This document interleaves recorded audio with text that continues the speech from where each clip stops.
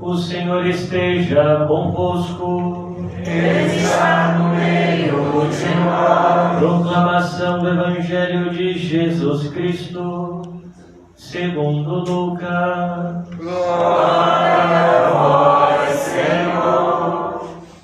Naquele tempo, grandes multidões acompanhavam Jesus.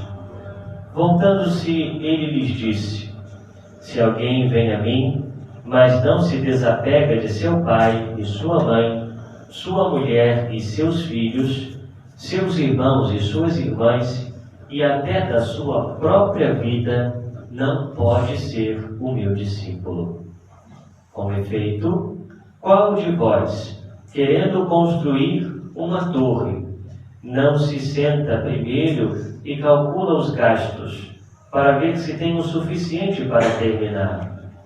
Caso contrário, ele vai lançar o alicerce e não será capaz de acabar.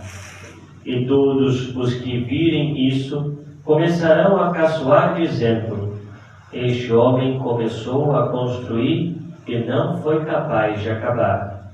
Ou ainda, qual o rei que, ao sair para guerrear com outro, não se senta primeiro e examina bem se com 10.000 homens poderá enfrentar o outro que marcha contra ele com 20.000? Se ele vê que não pode, enquanto o outro rei ainda está longe, envia mensageiros para negociar a condição de paz. Quem não carrega sua cruz e não caminha atrás de mim, não pode ser meu discípulo. Do mesmo modo, portanto, qualquer um de vós, se não renunciar a tudo que tem, não pode ser meu discípulo. Palavra da salvação. Glória a vós, Senhor. Podemos nos sentar. Ave Maria, Cheia de graça, o Senhor é convosco. bendita sois vós entre as mulheres, bendito é o fruto do vosso ventre, Jesus. Santa Maria, Mãe de Deus, rogai por nós, pecadores, agora e na hora de nossa morte. Amém. Qualquer um de vós, se não renunciar a tudo que tem, não pode ser meu discípulo. Caríssimos irmãos e irmãs, estamos no mês de setembro, mês dedicado às Sagradas Escrituras. E veja, como podemos viver bem esse mês de setembro, esse mês que a Igreja do Brasil dedica à Bíblia. Podemos viver nos aprofundando mais na Sagrada Escritura. Então, quem sabe um bom propósito que possamos fazer durante esse mês, de pegar um livro da Sagrada Escritura, sobretudo do Novo Testamento, para ler, né? Então, talvez pegar lá uma carta de São Paulo, uma carta de São Tiago, a carta aos Hebreus, ou os próprios Evangelhos, né? E todos os dias ler pelo menos 5, 10 minutos, né? E durante todo o mês vocês verão que conseguirão ler um Evangelho inteiro ou uma carta inteira do Novo Testamento. E assim nós vamos nos aprofundando no conhecimento da Sagrada Escritura e no conhecimento de Jesus Cristo. Depois, o Evangelho de hoje, ele traz para nós ensinamentos importantes, mas é necessário entendermos e nos aprofundarmos melhor o que o Senhor quis nos dizer nesse Evangelho. Em primeiro lugar, vamos entender o contexto desse acontecimento, né? Jesus, ele estava caminhando para Jerusalém, e lá em Jerusalém ele seria crucificado e morto. Ou seja, Jesus já estava se preparando para dar a sua vida. E uma multidão acompanhava o Senhor. Então vamos entender. Jesus já tinha realizado muitos milagres. Jesus já tinha curado coxos, aleijados, leprosos. Já tinha feito curas como pessoas que eram cegas e começaram a ver, surdos que começaram a ouvir, mudos que começaram a falar, né? Jesus realizou uma série de milagres, até ressurreições, né? E Jesus também realizou o milagre da multiplicação dos pães e dos peixes, né? Fez com que milhares de pessoas pudessem comer quando não se tinha nada para comer. Então veja, essas pessoas, e muitas delas, iam atrás de Jesus porque queriam benefícios, porque queriam ver milagres, porque queriam comer de graça, né? Porque Jesus dava comida de graça. Jesus estava curando todo mundo, né? E então juntou aquela galera, né? Juntou aquela multidão para ir atrás do Senhor. Aí Jesus, né, numa linguagem mais jovial, ele manda uma real, né? Manda uma real para os discípulos, manda uma real para aqueles que estão seguindo o Senhor.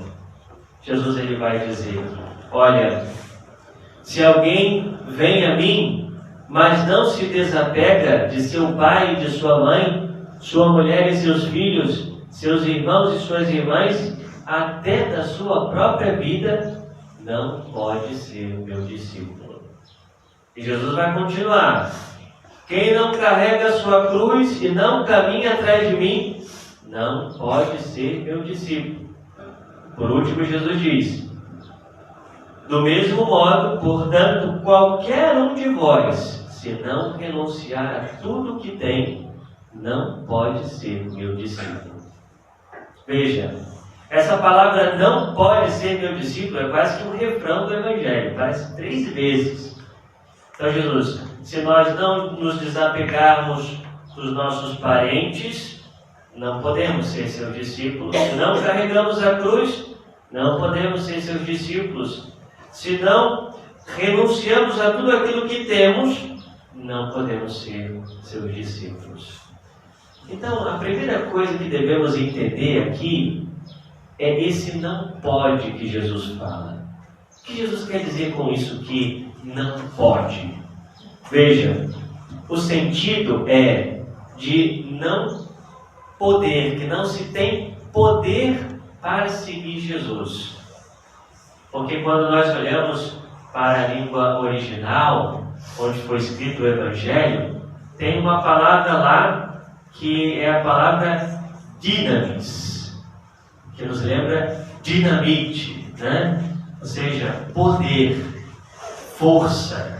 Então Jesus está dizendo: se você não carregar a cruz, você não vai ter força para me seguir. Você não vai ser capaz de me seguir. Você não vai ter poder para me seguir. Se você não renunciar a tudo que tem, você não poderá me seguir. Você não vai ter força. Você vai parar no meio do caminho. Você não terá força para isso. Se você não se desapegar das pessoas, das coisas, você não poderá ser meu discípulo. É isso que Jesus está dizendo. Esse não pode é de não ter poder, não ter capacidade para seguir o Senhor. E por isso, meus irmãos, nós poderíamos interpretar melhor essa passagem quando o Senhor diz: olha, quem não se desapega de seu pai, de sua mãe, de sua mulher, de seus filhos. Jesus, ele está fazendo uma comparação. Ele está dizendo: olha, se você ama mais ao seu pai, a sua mãe, a sua mulher, os seus filhos, os seus irmãos e a sua própria vida do que a mim, você não pode me seguir, não terá força para me seguir.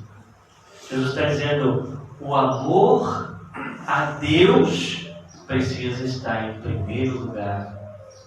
Nenhum amor pode se antepor ao amor de Deus, ao amor de Cristo. Se nós não amarmos a Deus acima de todas as coisas, se Deus não for o centro da nossa vida, nós não teremos força para seguir a Jesus. Nós não poderemos seguir Jesus.